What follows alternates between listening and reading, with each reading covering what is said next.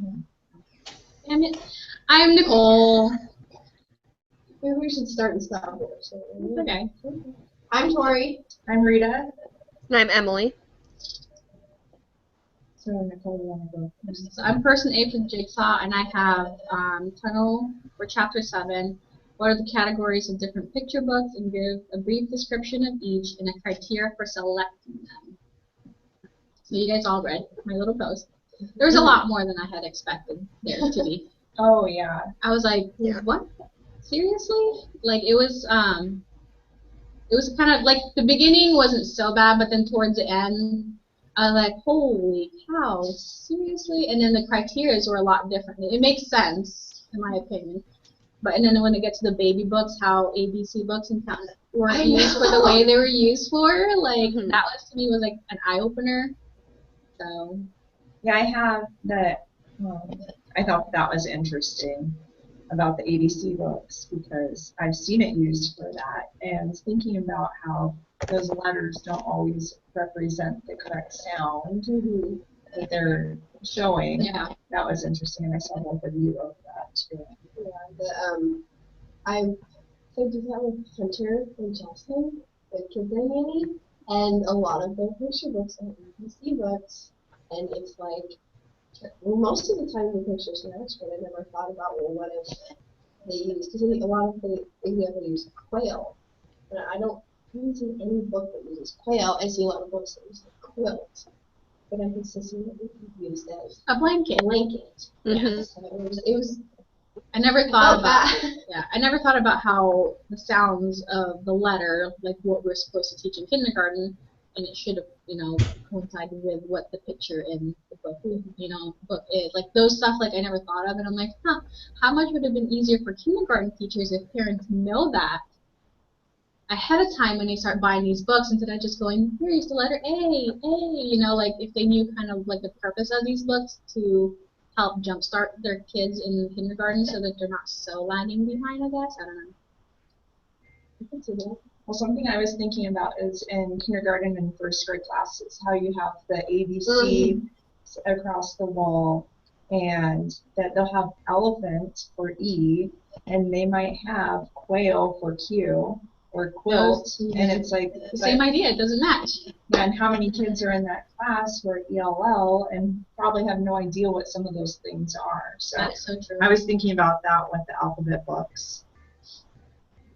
I'm going to look at what I know that's the alphabet chart on that like X or B or whatever the xylophone starts with. X. And if somebody never told me what a xylophone was, I'd think it's just like a toy. I wouldn't know it's a musical instrument. I wouldn't even know what it was. So it's interesting how confusing it is. That was interesting how many different categories there were. It's pretty crazy. I mean, you broke them all down. Yeah, some of them didn't really have a criteria, like the audiovisual books. There's really no criteria. I mean, I guess the biggest criteria would be if the book itself is good. So you'd have to find the book originally, in my opinion, and then go through it and identify the stuff we've been talking about, who the author is, what the main purpose is, what kind of an insider they are, and go through that stuff and then use it as a visual book. I think it's good to use for kids if you have the book and the book on tape, especially for ELL kids, to be able to see the book and then listen to it, because they might not be able to hear it or read it, but they may comprehend it a lot better. So same criteria, I feel, with the audiovisual for how you pick out books. I think usually in classrooms, I don't know, I haven't seen it recently, but years ago when I was in classrooms, they had a station that was that, where it was the audio book and the picture book, and then they would go, they would follow along as it read it to them. I think small group reading books has them. So the one in my practicum last year, she had it where they would read in a circle, and then the kids would push play on the little tiny portable CD player, and she had like little speakers attached to it. But it's small group reading books. I think there's still like you can still get it. I don't think it's as prominent as it was. We have some. I like them. I mean, they're not books that I would really think, I guess. Yeah. Because if you have one of them, it's click Black Moo. I love that story. It's about cows that type, but it's not, other than teaching the repeating the sentence pattern, it doesn't have very much. But it's fun for kids. It is, but I feel like if you're going to listen to a book, it should be a book that doesn't necessarily have any weird words. Like black, there's more sounds, but I don't know. It didn't seem like it was.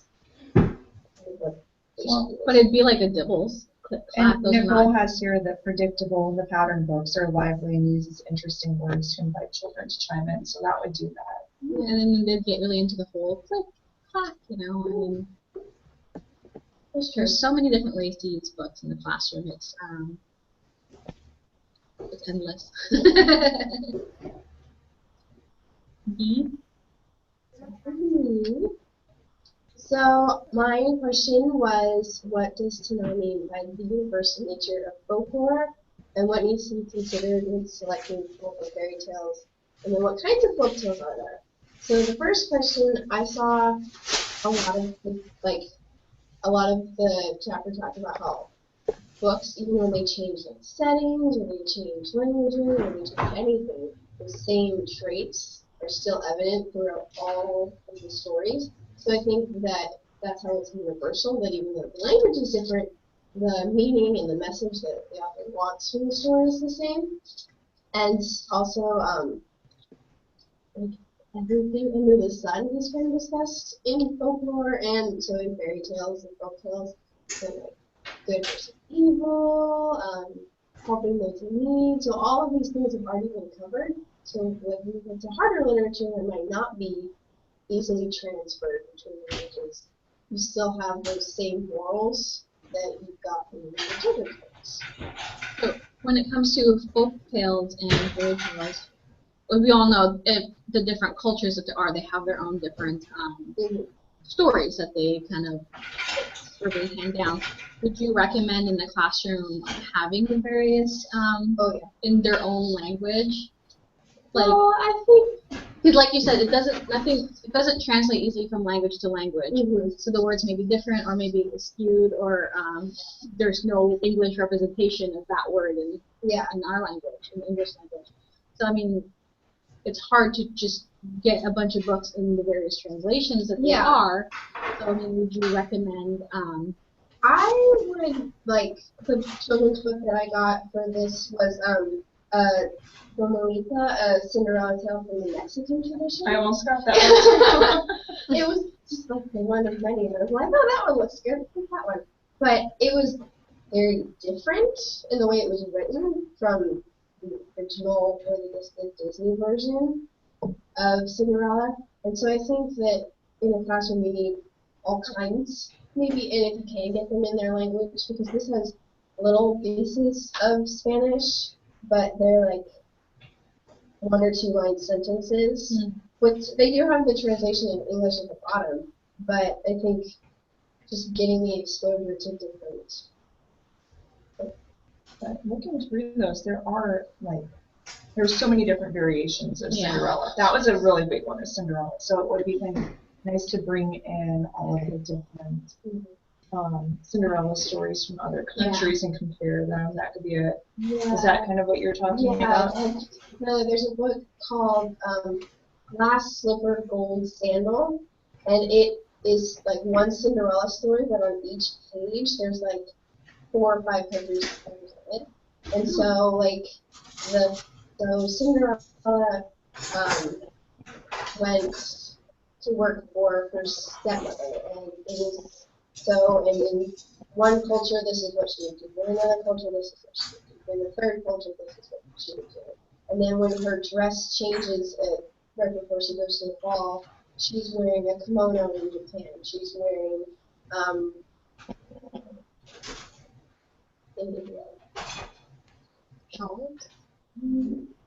the fancy dresses. I can't remember the name, but in each different one, so you can see like, oh, well, when she was, a nice dress or something nice to go out in, it's like, well, this is what it looks like in all of those different ways. It's a really cool book. Yeah. I liked it. It was that chapter was I think more interesting than this chapter 7. Yeah. Why? Because of the different various ways that it represents in culture. It starts making me think like who originally started coming up with the story. Like where did it originate? I mean it's impossible to talk because it's verbal. But yeah, so but it makes me curious like how does one I mean I grew up in the Philippines. I don't remember any fairy tales, honestly, and the stuff I brought is from Hawaii because that was my earliest memory of any like history and kind of but like the biggest because I was 9 in Hawaii, so my memories are a bit more intact compared to when I was 5 in the Philippines. So I don't know if they have a fairy tale when it comes to that stuff. I brought some traditional what they have in Hawaii, which is weird because it's all Korean and Japanese stuff, which makes sense because of course. Yeah.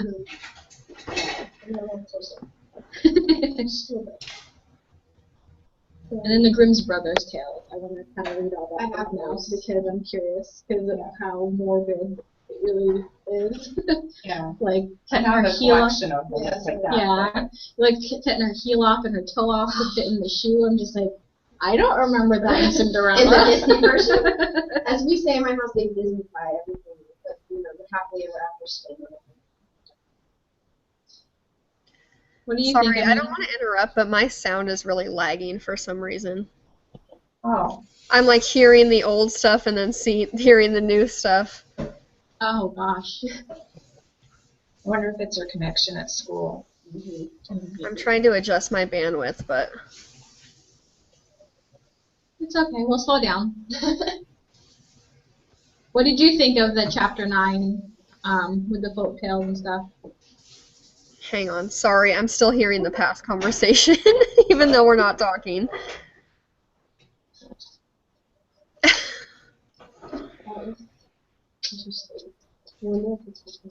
Maybe if we just let it catch up or something. There's not a lot of people, but I think reading the library is like people falling in line.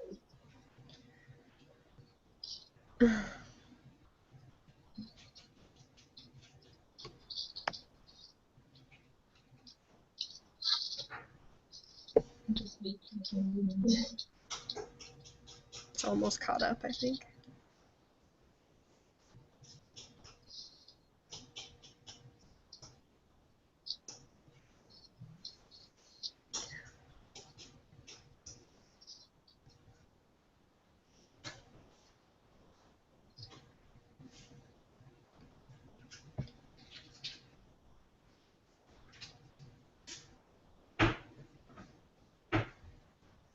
Okay, we'll just try it now. But yeah, I really like chapter 9 also. I thought that it was interesting how the author talked about like that folklore was the mother of all literature, because I never really thought about it that way. But because it's passed down like orally and there's no real author, I thought that was a really interesting idea. And also like how they talked about fantasy. Also, I really liked the like benefits of it, including like emotion, how it gets students to like think about emotion and like being able to dream about things that maybe aren't real. And a lot of people think that that's not really a positive thing, but I think it definitely is. Yeah.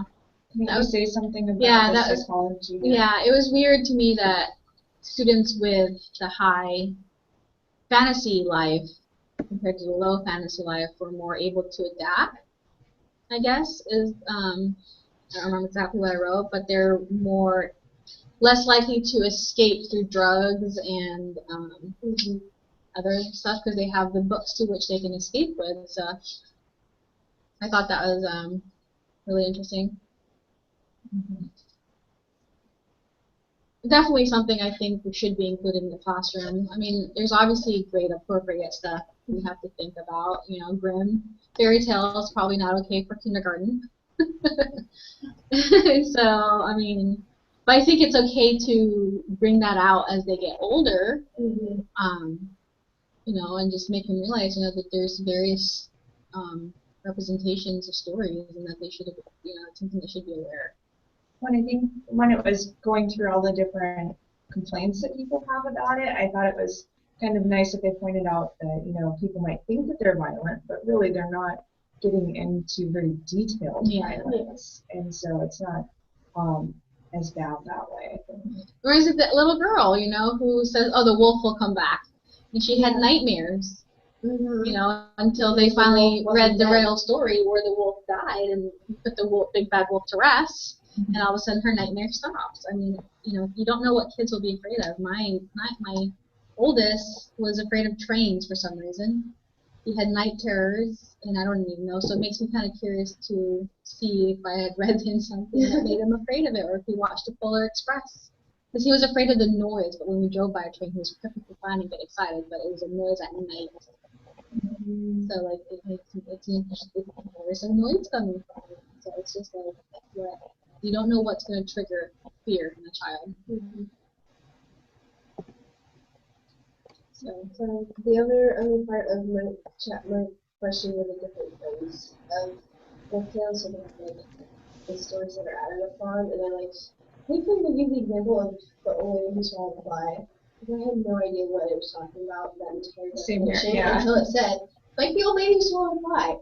Oh, so it starts and then it adds, and then it adds again. And I was like, I don't know what this book is. Like, what is this? It's nice how it gives examples because it really does help. Like, the Trickster Tales, I couldn't, is that what you read? Early on. I'm not sure. Because I read, and maybe this was the other one, but for Big Bear Rabbit, the Trickster Tales, it was definitely not the image that you get from like popular culture. So it was interesting to compare, again, the Disney version of the movie, or the ride, or the book, versus like, what actually happened. It was more different than I was expecting. But I mean, other than that, they were. Yeah, it's funny now that you're getting me thinking of Disney fairy tales and how it's Disney-fied, as you said. It makes me curious, though, how everything's Disney-fied, but everything's all happy endings and guy saves girl kind of scenarios. Like, it's not really the image you want to bring upon the young girls, especially. But coming into schools, that's what a lot of little girls have been exposed to, so that's why it's important to bring these sort of things to light as well, and incorporate fairy tales and folklore and all of that into your classroom. That gives a wide variety of exposure as opposed to just the Disney version. Yeah. Well, and I mean, to Disney's sort of credit, they're like Frozen. It's getting better. It's more like girl-driven, girl power. Girls don't need boys to save them. Yeah, same with Brave. Brave is the same way. So they've gotten better. I think they've realized how misleading. That image is, where I have to be the helpless lady who needs help from a strong, Speaking of that, kind of piggybacking off of that, there's a first grade girl in my class who's from Russia, and she's gotten really into Frozen. And so I was thinking about this as I was reading about the fairy tales and about complaints that people might have about it. And her mom apparently does not want her talking about it or doing anything because of the magical aspect of it. Oh, wow. And so that goes with that culture, and that's another thing to kind of be aware of, you know, if you're dealing with families from and they're like from Russia pretty recently, and so it's important to be aware of how other cultures respond to that sort of stuff too. Yeah. It's also part of, I don't know, me growing up, I guess. I didn't think about that either. Because I don't think a lot of people think about that. Yeah, because to me, magic is just, it's a make-believe thing, you know, and it's not real. And then if people are religious or, you know, that they kind of interpret it differently. Yeah, that's a good way too. Yeah, so it's like one of those things, and that's what I was thinking with at the end of the book, or the end of the chapter, how it has reasoning behind those concerns, that would be a good, you know, if a parent came to you concerned about that, then that would be a good way to kind of, or use that as a tool to kind of help explain why you're choosing these books. Yeah, definitely. I think everything, my CP's done good about explaining to me, so I'm more aware of why I'm doing things, like with everything else, like I choose this book, I do this lesson because of this, and I know that this works because of the past. Like she's really good at like providing the explanations for everything, so I think I've gotten a lot better at understanding the purpose behind a lot of stuff now. So, like you said, being able to have that for parents is really good. Mm-hmm. Yeah, it was funny going back to the girls or boy saves girl kind of thing with the Disney stories. When I was looking for multicultural fairy tales, I actually found this book called Sleeping Bobby. And so it's so it's like the boy is the one who needs to be saved. So the girl saves him, and it's like, and then he is the one that wants to marry her because she was the hero. So I just thought that was interesting, and I feel like girls should be portrayed more as the hero more, definitely. Yeah, that's a good balance if you have both in your classroom. Yeah. To show, here's, a strong female. Yeah, strong female, strong male. Everything is strong. You don't have to have one that is more strong than the other. All right. Ready for C? Yep. So on my portion, I just summarized the history of comics and graphic novels, and it was just interesting to see how it started with just comics, a comic strip, a long time ago. I mean, and it kind of said what, like, the hieroglyphs in Egypt and ancient Greek pottery maybe kick-started it a little bit, but just it seemed like a very logical sequence for it to progress throughout the 1900s, like the superheroes came about during World War II, and that's why they were so popular. That an idea of heroes, and then how it had some people trying to limit what was being read when, the 60s were coming out, and there's a little bit more of a wide variety of things, whether they're appropriate or not, and then people trying to limit that. So it just seems like a very natural progression of comics based upon what was happening in the world. I think the most fascinating thing how it was aimed at adults. Initially. Yeah. Everything aimed at adults. But if you think about it, a lot of the comics and a lot of the comics that are comic strips kind of have a more adult humor. Yeah, definitely. And so that would make sense. But then I thought it was interesting that in the 80s that they decided to focus, I think it was, or in the 70s, started to focus more on kids and teens as being the audience. And then it's funny how it then turned back around where it's adults who collect those comics.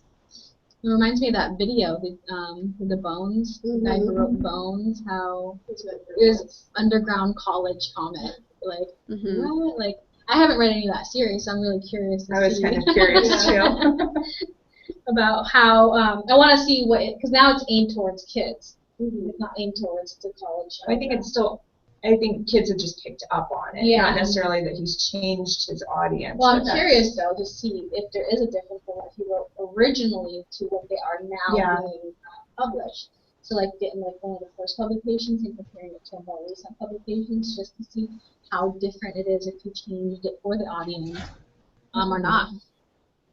Yeah, that video is pretty interesting because that lady seemed so set on that they shouldn't, and the guy who wrote it seemed so set on that they shouldn't, and the other guy was just kind of right in the middle. And it was interesting to like just look at their personalities. Like he was very like chill and laid back, and she just struck me as very like composed and like literature and because he's the author. Well, yeah, but he seemed more like go with the flow, and she was more like, well, we need to do this because literature is more expansive vocabulary.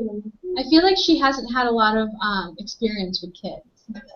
You know what I mean? Like, it came that way across too. Right? Like she just talked about what she knew or what she wanted to happen is for kids to pick up the Odyssey. They want kids to read that kind of literature, which at one point they'll get there, but I think we need to first empower them with the want to read.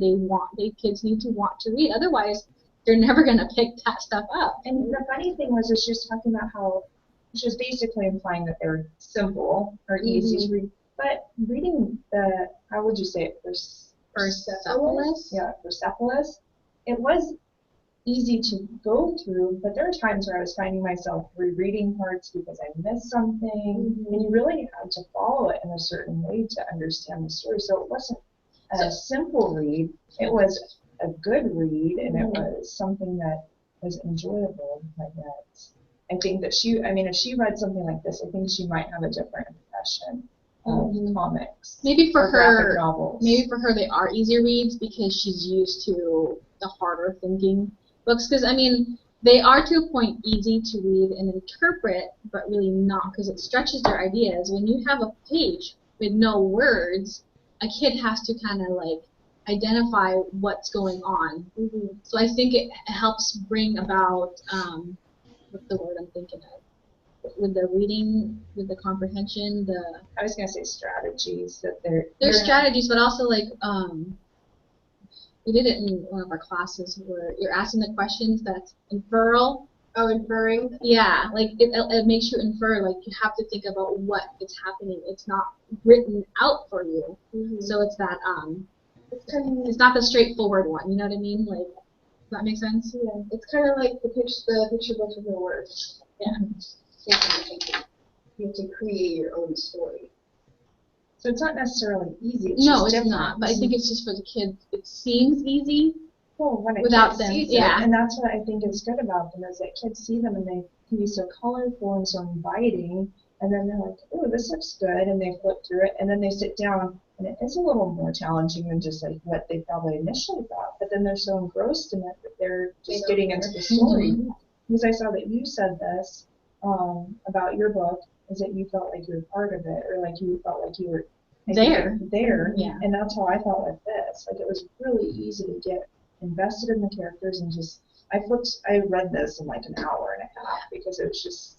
And I think that's the whole purpose of, I think, graphic, definitely used in the classroom, especially for it's usually boys, not to stereotype or anything, but it's usually boys who have a more difficult time getting into books. Like I know my boy was really hesitant on it, but he started off bad anyways because he was behind grade level. So I think it's definitely a usable item in the classroom to get them motivated, because it seems easy to them, and I think it's I can't think of my words right now. I'm off my grammar. Well, it's funny because so I nanny 2 kids. One is in 6th grade and one is in 8th grade, and they have to read 30 minutes a day. And the boy asked me if he could read one of his comics on his Kindle, and I said, sure. I didn't even think. I'm just like, yeah, that's reading. Go for it. And this is way before even reading any of this. And his sister's like, what? That doesn't count. And I'm like, no, if he's reading words, he's thinking about it. And so it's really interesting because that's an 8th grader's perspective. Maybe she's been told that, and I'm like, no, it counts. Let him read. Yeah. But he's always been a kid who's been hard to get to read, and he zipped through them. And now she's really into Japanese culture. This is after this, and so she's reading manga.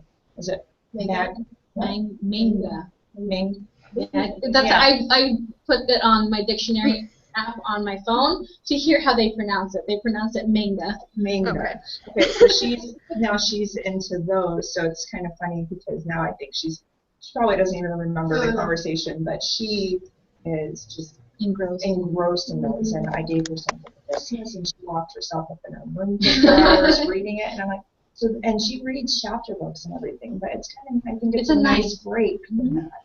So I was kind of like thinking about all that when that lady was talking, and it was interesting. I didn't like her perspective. I just felt like she was really not in touch in the world. Old school too. Yeah, maybe old school. Yeah, she wasn't. I just felt like she wasn't in touch with it, and didn't know how kids struggled. Like she had a hard time understanding why won't they pick up a chapter book. They need to pick up. I'm like, seriously, man. Not every kid is that way. She reminded me of my high school English teacher who drilled into us the Scarlet Letter, and it was like they weren't books. Like she didn't see the point in any book that had more than one picture. And it was just like, You know, like just like every kid learns differently, every kid develops interests differently. That's a good way to put it. You know, this is a start to get them to get started on interest in reading. You know, they've got to start somewhere, and I think graphic books are definitely a start for kids, because that's how my youngest finally picked up a chapter book, and now I can't get him to put down chapter books, and he won't read fiction. It's all about nonfiction. And it all started with Captain Underpants and Big Bad Kitty. I saw that you said that, so that's interesting because those are fiction books, so it's kind of I know, surprising that you would exactly. switch over to nonfiction. But I think it just got him started in the whole reading thing. And then when he started talking about it to me, I'm like, well, that's not real. You know, this graphic does. And I'm trying to explain to him like it's a fiction book. Yeah, it really drove him to want. I'm like, you know, I made the mistake. I don't know if it's a mistake. Of telling him, if you want to know more about the world, you got to pick up nonfiction books. And so he's been, which is funny because he likes the Magic Treehouse books, which is kind of like a fiction. It's kind of a mix. It's Yeah. fantasy fiction, Yeah. realistic it's so fiction. historical. So I have to. So then I tell him, I'm like, well, what part did it say? And then I'll go to Google, and I'll make sure it's the accurate stuff because I want him to know the stuff too. So then that's where I think he picks up the nonfiction books to kind of help him understand what is and isn't good in those fiction books that he reads.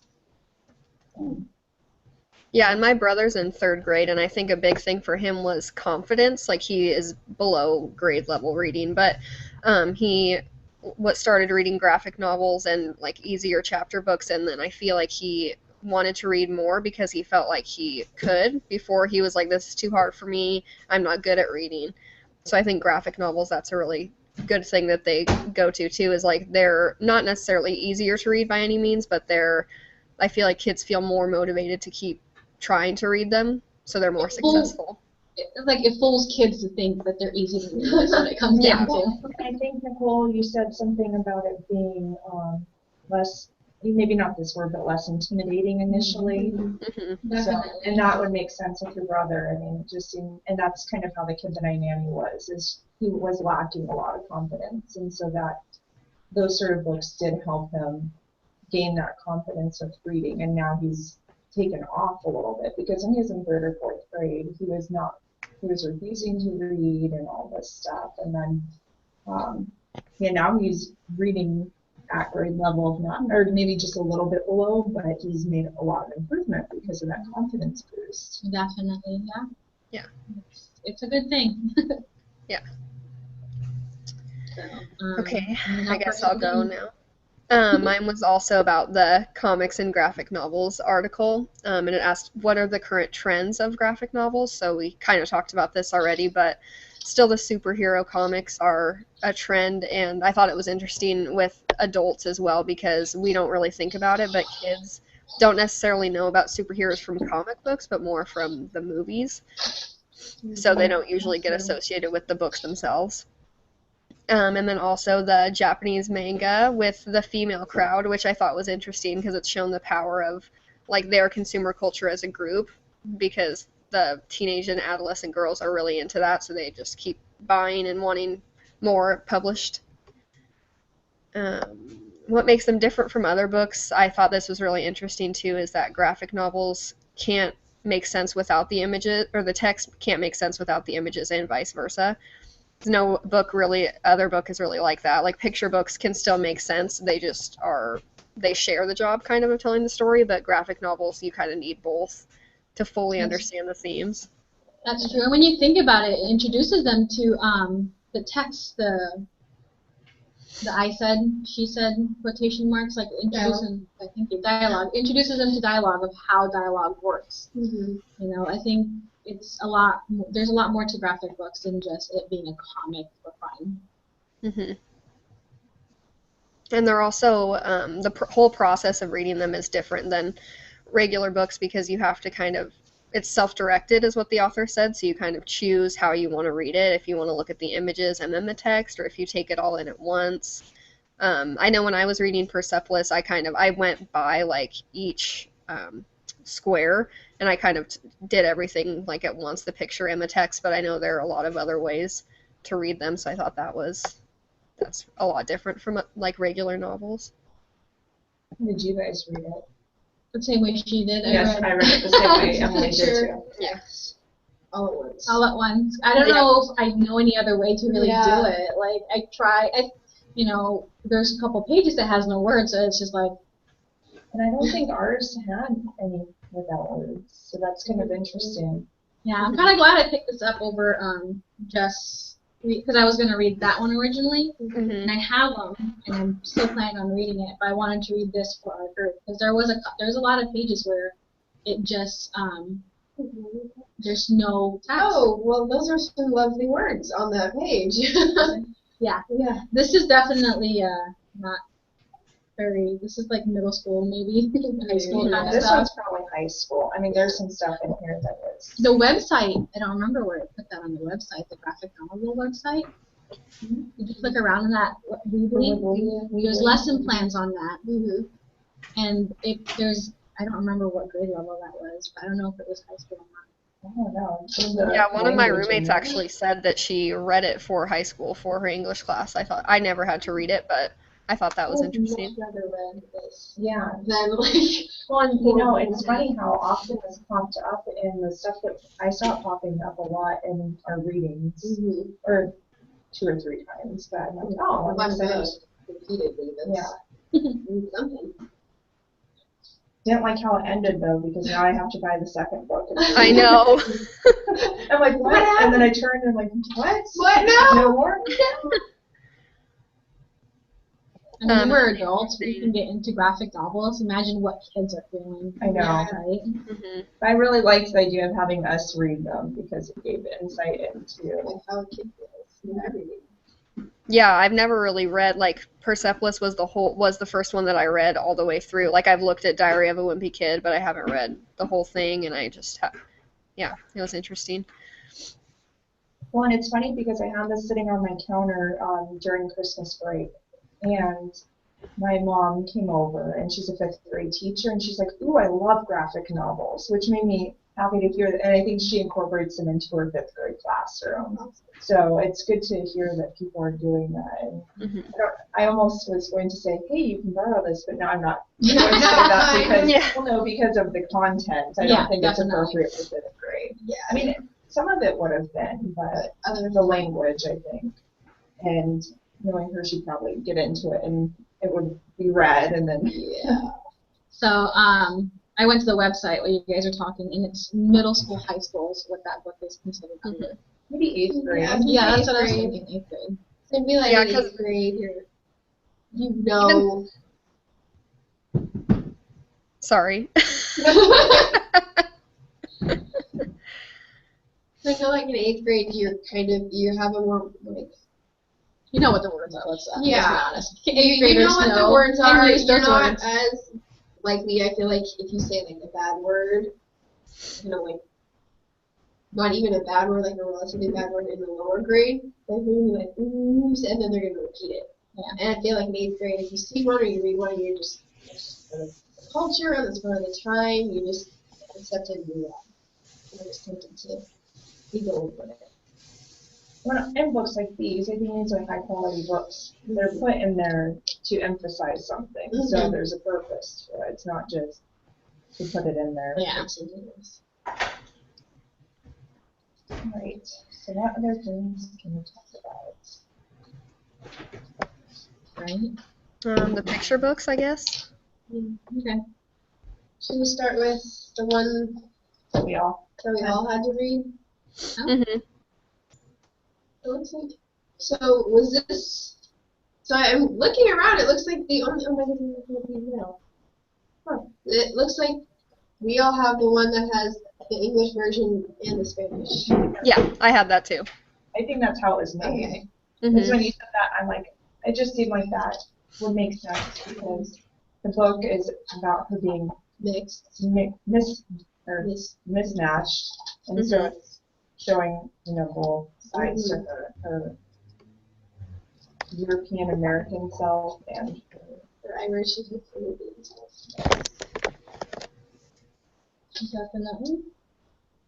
I liked it. I was like, oh, I think it's great, like, to have stories like this that have both, because you have ELL kids in your classroom who speak Spanish, who understand Spanish better. So if you read this book to them in Spanish, granted, my saying it in Spanish might not actually be correct. Well, that's when you can involve them and have you help. Then they'll feel like they're helping you. Exactly. You know, Yeah. and then, like, I know a lot of schools are doing AR testing. So if you read this in Spanish to them, you're going to see how much they actually comprehend versus the language barrier. Mm-hmm. You know, I have a student in my classroom who came in from Korea, I believe. She was adopted, and she's in 2nd grade, and she's way below grade level. But when you verbally ask her in English, she gets it like that. So obviously what she's having difficulty is that language barrier. Because when she looks at 30 plus 50, sometimes she's like, oh, 20, and then she gets off. I'm like, but when I verbally say it to her, it's really weird. She will actually, oh, I know, and she'll write 50. Like, she gets it. And when you read things to her out loud, the books in English, she has that comprehension, and she can go back and take the AR test and get 100%. It's, but when she just can't read them, so it's obviously just a language barrier where she just can't read. But she can definitely comprehend. So I think books like this are great for the classroom to have both for kids, so that they can see the English version and the Spanish version, and just kind of like. That's what that word looks like. Like, I found myself even, like, looking, okay, well, what does this look like in Spanish? What does this look like? Because I noticed on one of the pages, I think when she's with her parents, asking for a puppy on page 8, she starts asking for things in Spanish. So I looked at the Spanish version, and sure enough, they were translated in English. So I was like, oh, so you can. Well, it's funny because, I mean, that's how a lot of kids who are growing up in bilingual households do it, is that they mix the two. And so my mom does it. Yeah, I mean, it seems natural because you're, having both languages coming into your brain. A lot of it too is translation doesn't, like I said, translation just doesn't transfer very well. And sometimes with my mom, she forgot the word in Tagalog, so she uses the English version of it as opposed to that. So sometimes she just goes back and forth because she doesn't remember what that is in Tagalog, so she just uses the English version, and for some reason it still makes sense. Well, I worked at a school where a third of the population was Spanish speaking, and you'd hear kids doing that, where they'd be together talking in a group of kids who all spoke English, all spoke Spanish, and it would just be like this whole mix of words, and it was really interesting. English. Yeah, I mean, it was interesting. But I saw, Nicole, that you were wondering how to evaluate this book. Yeah. I was thinking, I looked at the pictures, and it seems like it would be pretty authentic. And the author is, I mean, it sounds like it's based upon her life. She's Peruvian and Scottish American, correct? The author or the little girl? Yeah, her Peruvian American heritage. So yeah. I mean, it was kind of funny because when I was looking for my picture book to bring in, I was looking at that for everything. Right. It was pretty amazing how many people were just from, the University of Northern California or the University of this, and like no connection or no mention of a connection to whatever culture they're writing about. But that's how I evaluated this. That was one of the things. I looked to see what sort of connection, and then almost sounded like she was kind of basing it maybe upon what she. This reminds me of a little girl I know because she has red hair and freckles, like the little girl. But it's on her mom's side, and her dad's Native American. So she, in the summertime, red hair, freckles, and she's got dark skin. And she looks definitely mismatches. Like she doesn't look like she'd be that dark in the summer. Yeah, my dad is one. We were actually talking about this last night. He's the last legal. He's 132nd Cherokee, but he's also Irish. So, like, second generation Irish. So, like, in the summer, he's like pale all year round, and then he burns, but then he like tans. So, depending on when you like see him over the summer, he'll look Irish because he's bright red, or he'll look Native American because he's got the jet black hair and the dark skin. And then you look at me and it's like, no way. There's no way. I mean, I think a lot of kids can relate to Definitely. the story, and that's what I was thinking after I read it. And it is also a book like to make you like accept like who you are, even if it doesn't match with everybody else. Match the mold. Yeah, which kind of goes with the whole Windows perspective, because I think a lot of kids, I mean, the sort of comments she was getting are probably typical that a kid would get. And so reading this to a class, it can give them a little insight into how that might make that person feel. And how it can change, how somebody can change when they do try to fit in. They're not the same person at all.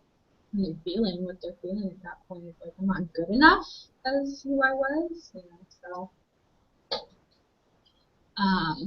Emily, anything to add? I agree. I think her attitude is definitely helpful for students because, as you said, a lot of students can relate to it. And I think just the fact that she is proud of having two like polarizing identities, and that she's just doesn't it just because they're not two looks that necessarily are supposed to go together. The fact that she is proud of it and likes the way that she looks, like her clothes, and she just responds, "Oh, I like that the way that it is," I think is a really good like mentor text for students. I think so too. I was wondering about encounters. We were talking about the authenticity when I watched the read aloud, and then I saw the question that Joy posted was, how do you feel about the authenticity of the book since the author is not from the Taino culture? And I don't really know how to feel about that because I don't know. I just don't. Oh, sorry. No, that's okay. Yeah, I was just wondering what you guys thought about that.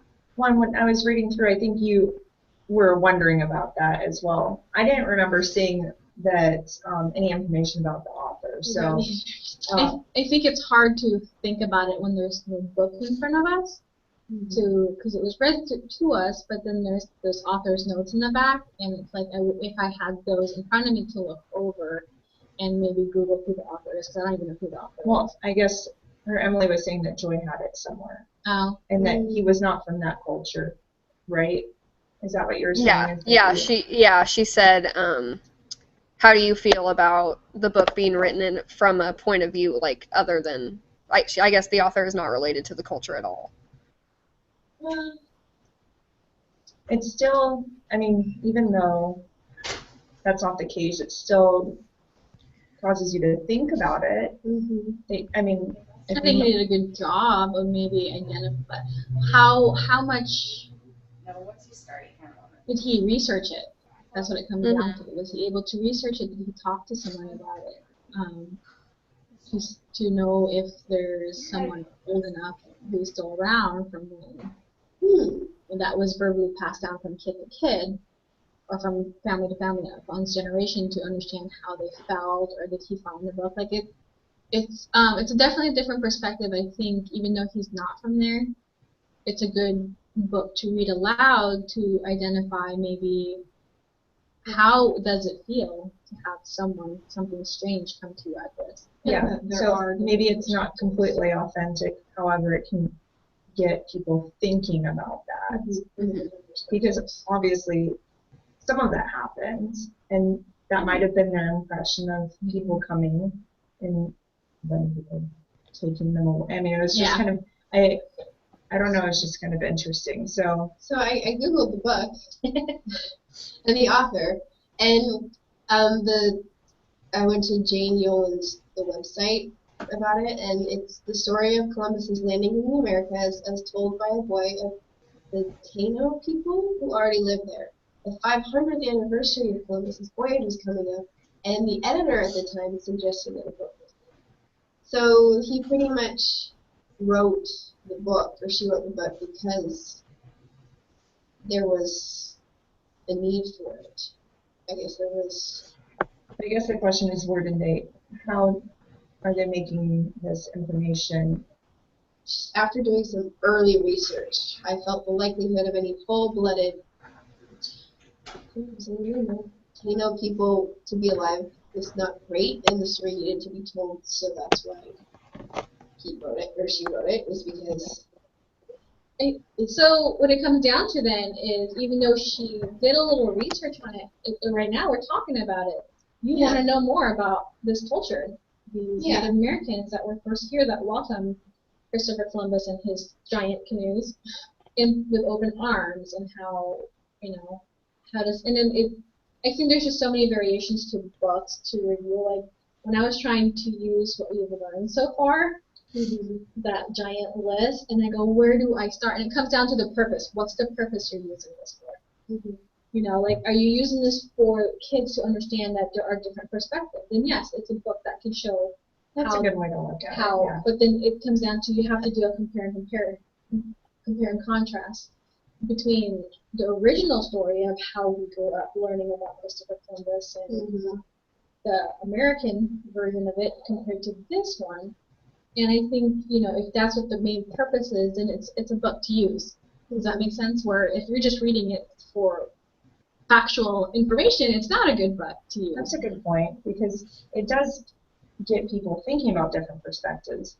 But, it's hard to know if that perspective is completely accurate. But then that's another thought. Yeah. Like, how accurate is this? Like, start thinking about, this is a different perspective, but how correct is it? How is this really how they felt? And then maybe the whole point of your lesson is give me a perspective of something where you can tell me a story. You know what I mean? Like writing. So it depends on how you use the book, and I think that's why I had a difficult time using all this checklist that we've learned.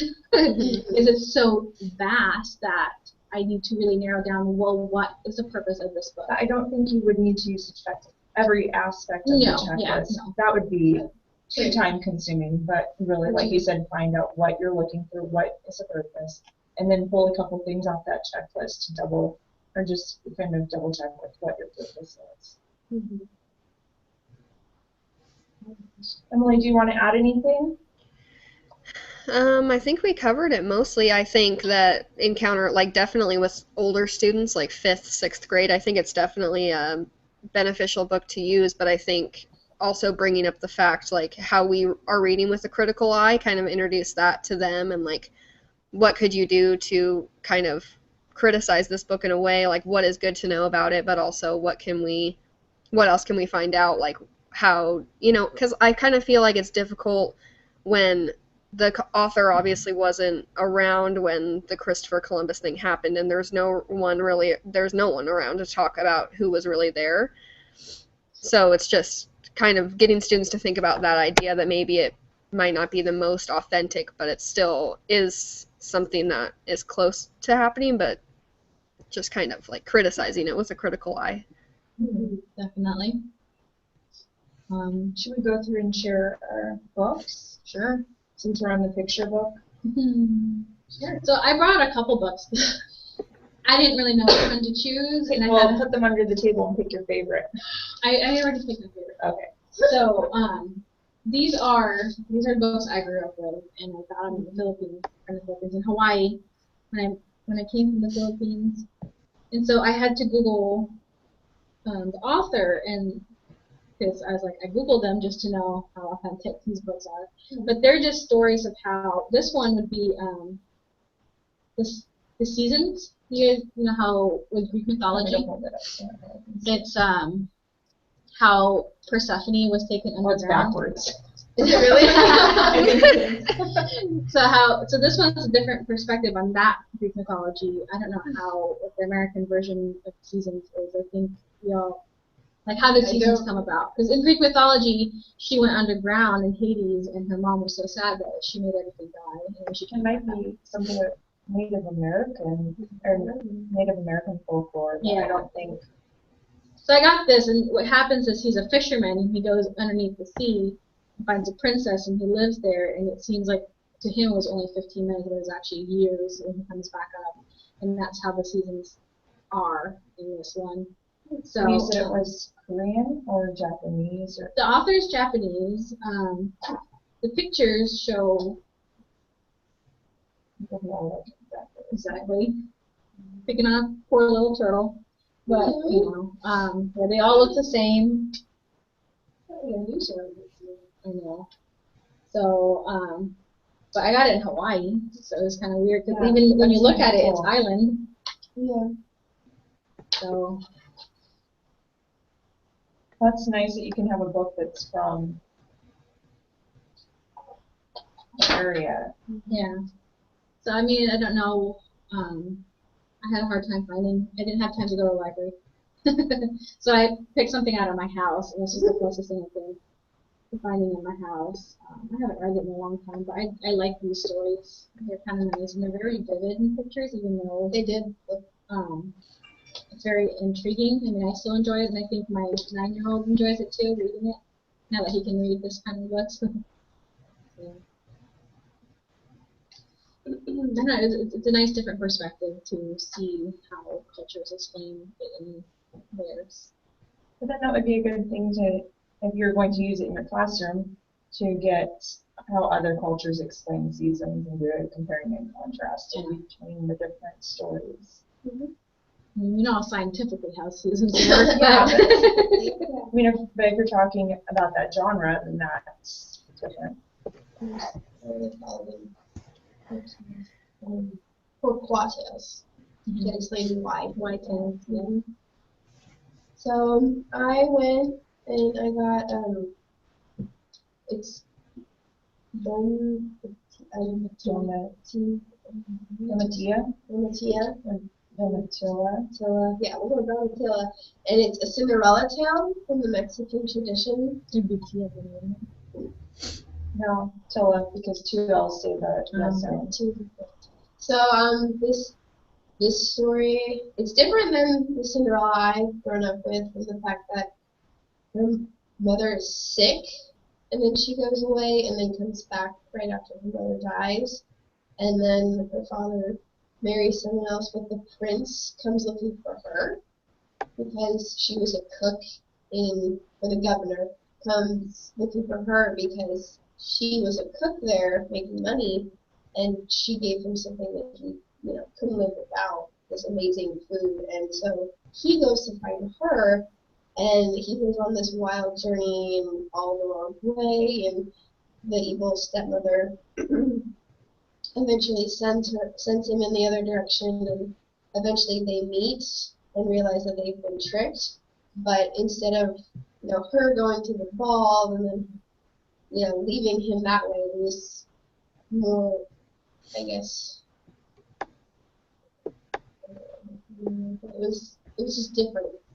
The fact that she didn't have any idea of him coming after her, she was just living her life and thinking of her. Now, So how, sorry. Go ahead. You go. I was gonna say now how now I lost my train of thought. Is this a story passed down from generation to generation, or is it something that the Spanish culture created to have their own version of Cinderella? It doesn't say, but I did read the author after I already picked it, that she wrote 2 other books on Cinderella as well. And so she's lived abroad and studied an array of diverse cultures, but it didn't say that she lived. I think that's why I didn't choose that book, because I read the little blurb about the author. But I was so curious because a lot of the Cinderellas, there are so many of them, so I was just curious How different. I feel like the illustrations are pretty authentic. Oh yeah, they're the illustrator. But who's the illustrator?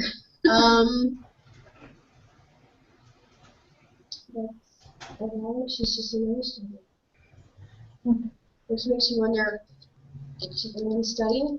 Because the pictures are fairly detailed, and they've got like the right colors, and so I mean, they look like different people. I just think about when we read that, to make sure that all the people aren't looking exactly the same. And that is something that I think about when I thought about books I read from other cultures growing up, is that a lot of the time people looked very similar, not the same.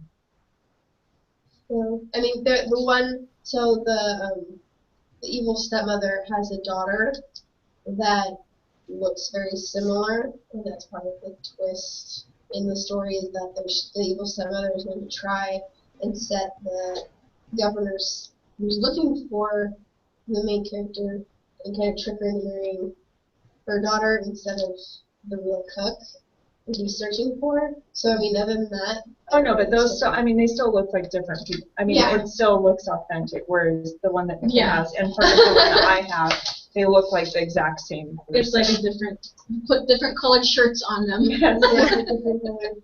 Do you remember that book? And it was like Chinese Brothers or something. There's like 7 of them. It's a really Oh, popular. yeah.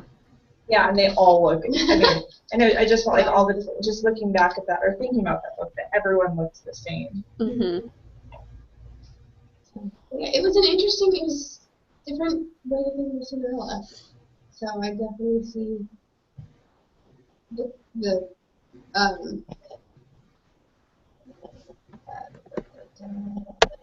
I don't remember. We must be coming up on our hour because Yeah. I think we're over an hour by now. So I had The Boy from the Dragon Palace, and it was written by a man who lived in Japan. He grew up who lived in Japan, born, grew up, lived there.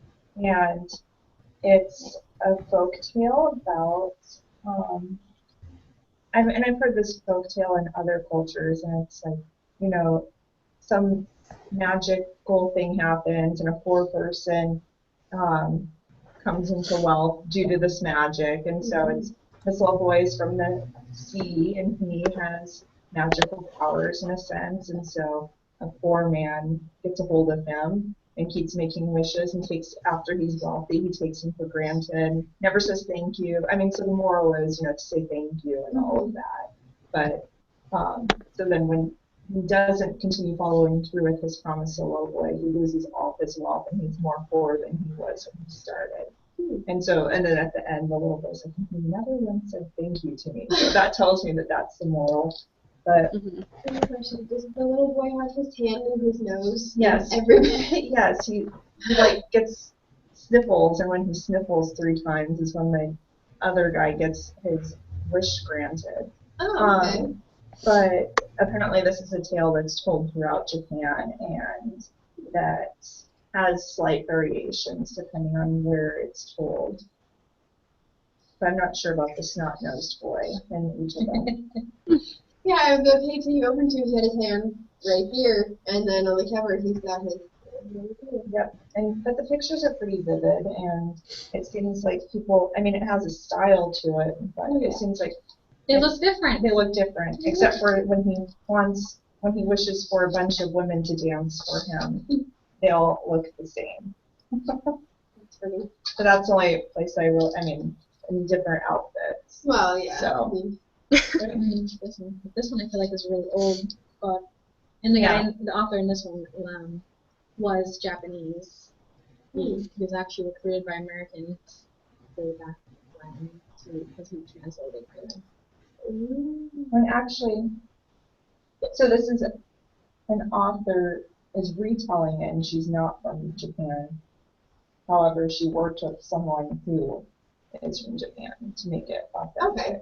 Oh. So it's not, and the illustrator is Japanese. So I was looking for that aspect to have some sort of connection to the culture.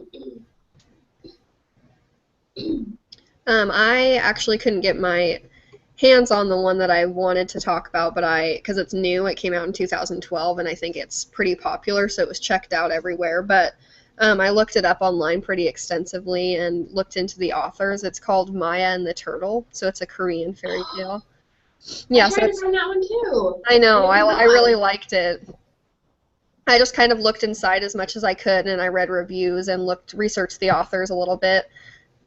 So it's kind of similar to a Cinderella story a little bit, but it's focused on Korean values. So she finds a lost turtle and kind of takes care of it, and it kind of pays off. Like it's into her destiny. It just like plays an instrumental part in her destiny, and it has illustrations of Korea and little captions telling facts about Korean culture. And it's kind of, the main themes are like it says the road to greatness lies in selflessness and like kindness. So I think those are like the main like beliefs of Korean culture, and the author is well, there's two different authors, but one of the author is a native of Korea.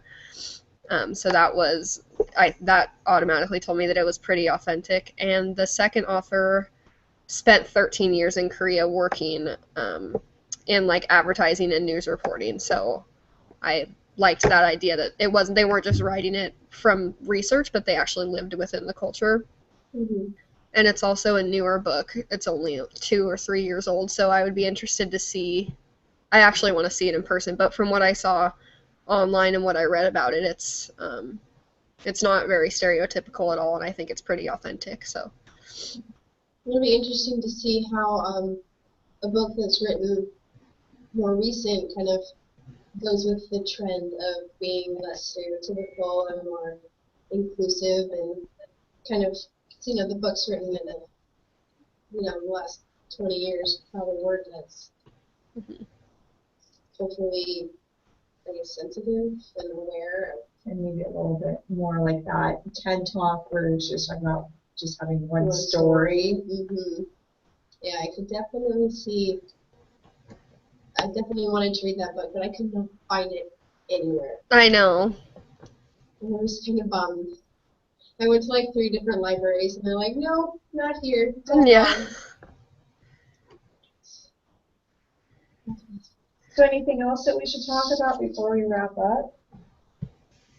Don't know. I think the only thing that I don't really feel like that we've talked about is that TED Talk. Yeah, but I mean, we kind of talked about it. We brought it in. mm-hmm. That's the African American woman, Maria Howard. From Nigeria, yeah. It was kind of interesting. I mean, it was interesting. Mm-hmm. I definitely fell into the guilty category of one story representing. But it's hard not to when that's all you've had exposure to. Mm-hmm. I guess it's the importance of bringing diversity in the classroom so that every kid doesn't feel the way she felt growing up. Well, it's good. The little first graders are in the class I'm in are exploring Japan right now for the next 4 weeks, and they have probably about 30 books that they have access to, and then they watched a video, a Sesame Street video when Big Bird went to Japan, and so it was really interesting. I mean, so they're getting that whole story, which is kind of good. But not just, I mean, so they're getting, and then they'll have someone, I think, so we're at Everett Community College right now, and they have a exchange program where they have Japanese exchange students here, and so someone will come from this school and go to the school that I'm at and talk to the students about her experience in Japan or his experience in Japan. So they get it from all different sides, which I think is a really good idea if you're introducing your students to another culture. It's the best to get someone who actually lives in that culture and getting their perspective, and kids are like, oh, you really think that? Like, it really, I think, piques their interest to see someone as opposed to me just talking about it. You know what I mean? And so they'll have had books, the video, and maybe even another resource before that person comes and talks to them, so then they'll have more insight into the culture and can ask questions. Very neat. Yeah. I'm just reading one book. Yeah. All right. Well, I think that does it for us. I think we pretty much covered it all. Everything. Maybe there's a couple things, but I think we hit everything. Mm-hmm. So go a little deeper this I know. I feel like there's so much to dig into. We could talk about it for hours. yeah, definitely. So, all right. So next Friday, same time. Yep. Okay, sounds good. Bye. Bye. Bye.